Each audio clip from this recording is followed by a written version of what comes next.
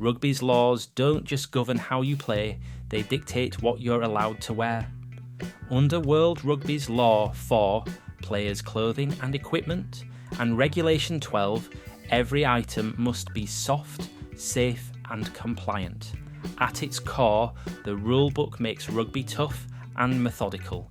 Anything capable of puncturing skin, gouging flesh, or damaging another player is banned. That means no sharp studs, no cameras, no hidden padding. Even minor items like rings or wristbands are outlawed. Players are often surprised to learn that a simple ring or taped over watch lens is enough to get them penalised or sent off. World Rugby requires jerseys with sleeves that reach midpoint between shoulder and elbow. Tank tops, outside, cut-offs, also out. The sleeve isn't decoration, it's a safety buffer. Loose fabric, narrow sleeves or skirts, jot skirts can catch, slip and expose limbs during contact. Even in youth rugby, sleeveless jerseys are disallowed. This rule may seem trivial until you understand that any protruding cloth could snag during scrums, rucks or mauls and inadvertently pull players into dangerous positions. Not all protection is created equal. Players can wear soft padding up to 5mm thick under socks, shorts or jerseys. That includes shoulder guards, shin pads beneath socks and scrum caps without rigid inserts. But once padding gets too thick, too hard or laced with buckles or velcro, it's no longer protective, it's a weapon. Tape over illegal gear doesn't count either. It still fails the law. These rules were sharpened in the 1990s after incidents where excessive padding opened wounds during collisions. Today, every piece of padding must pass a friction test and be approved for use. Rings, bracelets, necklaces. These items can tear flesh or dislocate joints. They're not just a penalty. Referees evacuate them before play begins. Full finger gloves are outlawed for the same reason. They could conceal finger gouges. In recent years, even personal devices like mouthpiece cameras or GPS transmitters became illegal. If they can detach or puncture, they must come off. This extends to consumer-grade smartwatches and telecom devices, which may disguise injury zones or shift the game unfairly. Boot studs might be small, but they carry serious responsibility. Under World Rugby Regulation 12, metal studs must be less than or equal to 21mm long and greater than or equal to 10mm in width. No sharp edges. And arranged to avoid tearing jerseys or inflicting gouges. Rigid or needlepoint studs. Immediate fitness to play assessment.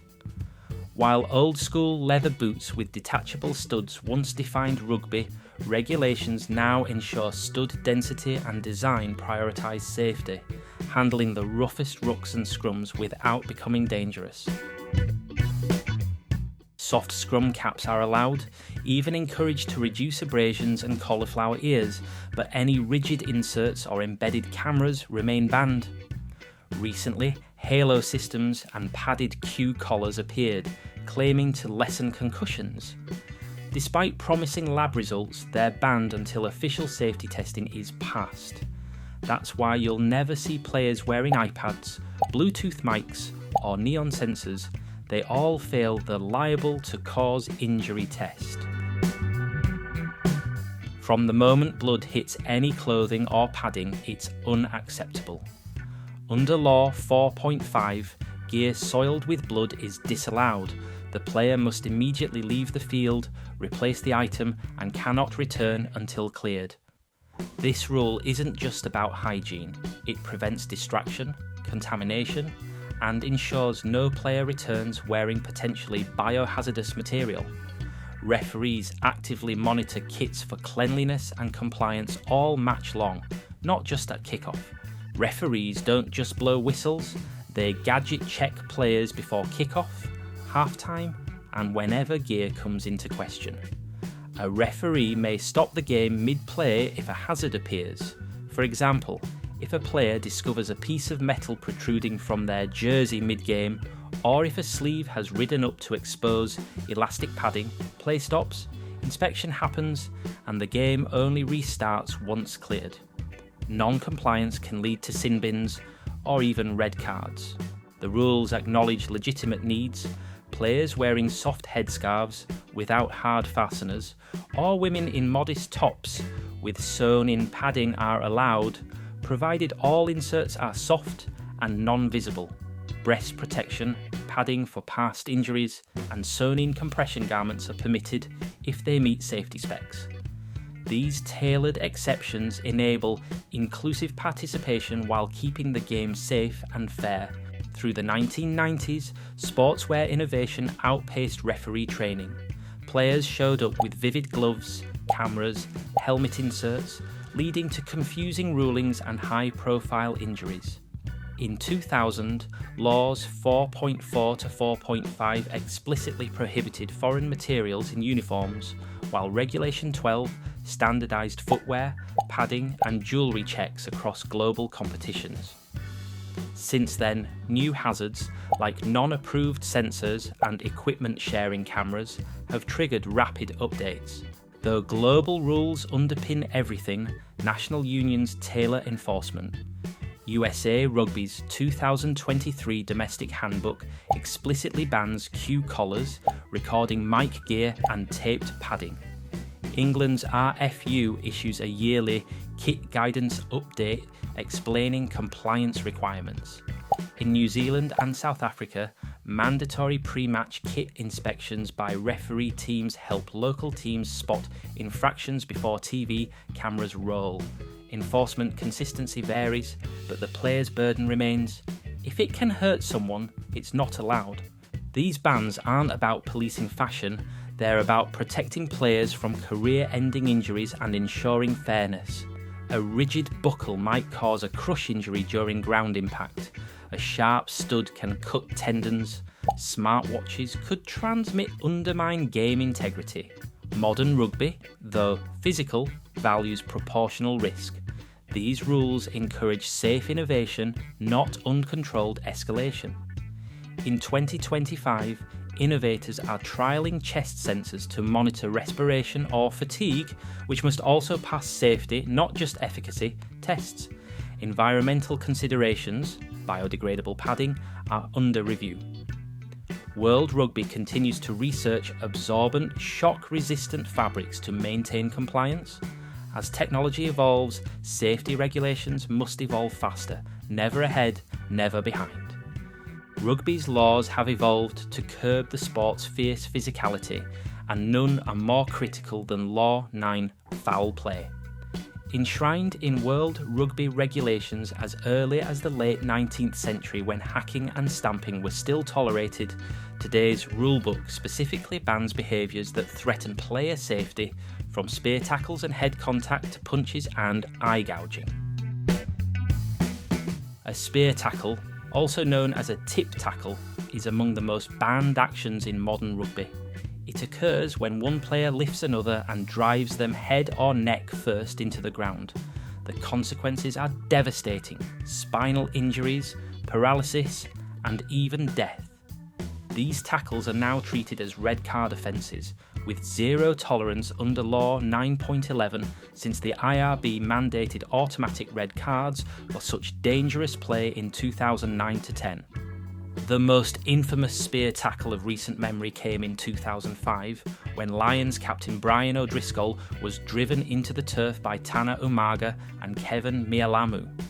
O'Driscoll's shoulder was dislocated in the opening seconds of the first test, an incident widely seen as a tipping point that prompted rugby to tighten its officiating and stricter enforcement of head contact rules.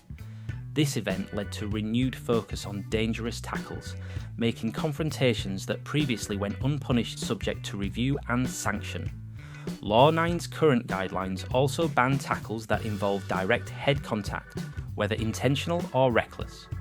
A shoulder or forearm making contact with the head or neck can result in a penalty, yellow card or red card depending on severity. Physical violence off the ball is strictly out. Law 9.12 explicitly includes punching, stamping, trampling, kicking, biting, and eye gouging as illegal actions punishable by red cards.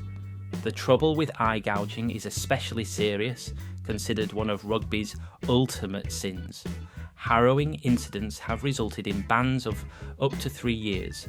South African lock Bakkies Botha was once suspended for 8 weeks for attacking the face of Wallabies hooker Brendan Cannon, widely believed to involve an eye gouge. Though he claimed no gouging occurred, the ban stands as a message. Such behaviour is unacceptable. The law extends to biting, tasks captured under Law 9.12. It's zero tolerance. Bite badly enough to leave a mark, and it's a straight red. High tackles, those above the shoulder line, pose real danger to players, yet they have been frequent and controversial. Law 9.1 3 bans, tackles to the head or neck, whether it's a shoulder first hit or a forearm. Discipline has evolved as referees now use a bunker review system to determine whether infractions are reckless, dangerous or accidental. Australia's Reece Hodge received a 3-week ban during the 2019 World Cup for a concussion-causing high tackle, deemed reckless but unintentional. In June 2025, England's Emmanuel Fei-Wabosho saw his yellow upgraded to a 20-minute red, followed by suspension under the fast-track disciplinary system. The key takeaway: modern enforcement aims to be more consistent, but debates continue, first compared to late-game red cards that could swing matches unfairly. Scrums, rucks, and mauls are confined spaces where foul play often lurks. Laws 9.19 and 9.20 bar dangerous practices. Collapsing scrums, charging rucks without binding, or head-first de-rucking. Such actions not only endanger others but can unravel entire phases of play. Bans range from a few weeks to almost a year depending on injury risk and intent. Tackles on players not carrying the ball are also outlawed. Law 9.14 bans tackling or obstructing those who neither have the ball nor are part of the contest.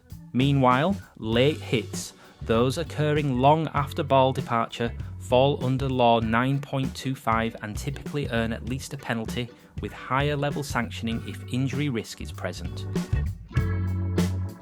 Misconduct isn't just physical. Law 9.27 and 9.28 condemn dangerous play against the spirit of good sportsmanship. They cover offences like hair pulling, verbal abuse, and threatening or striking match officials, with sanctions included for repeated misbehaviour. These laws ensure respect, hierarchy, and authority remain intact. Law 9 infractions can result in 3 levels of punishment: penalty, yellow card, 10 to 20 minutes, and red card depending on intent, injury, and recklessness. World Rugby mandates entry-level sanctions for each offence, like 6 to 10 weeks for reckless high tackles or 10 plus for more sinister actions. Maximum sanctions can reach 52 weeks or more. Bans involve review boards and citing commissioners. Severe cases, such as eye gouging, may trigger bans upwards of 24 weeks or longer. Notable incidents have driven law changes. The 2005 spear tackle on O'Driscoll was pivotal. Eye gouging incidents involving Richard Lowe, 1992, and Schalk Berger, 2009, prompted stricter governance. The debates sparked by tiers of intent, underlined in articles about Sam Underhill's accidental head clash, are prompting calls for legal nuance. In 2025, rugby finds itself in a safer but contentious era. US regulations require 20-minute red cards before review. Some argue common red cards are knee-jerk and harm gameplay. Others insist that safety must come first, even at the cost of spectacle. Public opinion remains divided, but the direction is clear: rugby prioritises welfare and consistency, not nostalgia. Discrimination off the field is now as tightly governed as foul play on it. the rise of smartphones and social media has meant that off-field behaviour is increasingly visible and punishable. In mid-2024, France fullback Melvin Jaminet was suspended after a viral video captured him making racist comments toward Arabs while on tour in Argentina. The French Rugby Federation acted swiftly, suspending him pending an internal investigation. Similarly, England winger Amy Wilson-Hardy was quietly withdrawn from Team GB's Paris 7 squad while under a racism probe over WhatsApp messages. These aren't minor incidents, they reflect a shift. Rugby no longer tolerates discrimination as locker room banter. Federations now move quickly, and sanctions range from bans to removal from squads. France in particular has faced an onslaught of off-field violence and racism scandals. Multiple players, including Melvin Jaminet and others, faced charges of racist remarks and sexual violence during tours. In response, the French Rugby Federation and Players' Union initiated programmes to combat antisocial behaviour and psychosocial risk since 2023.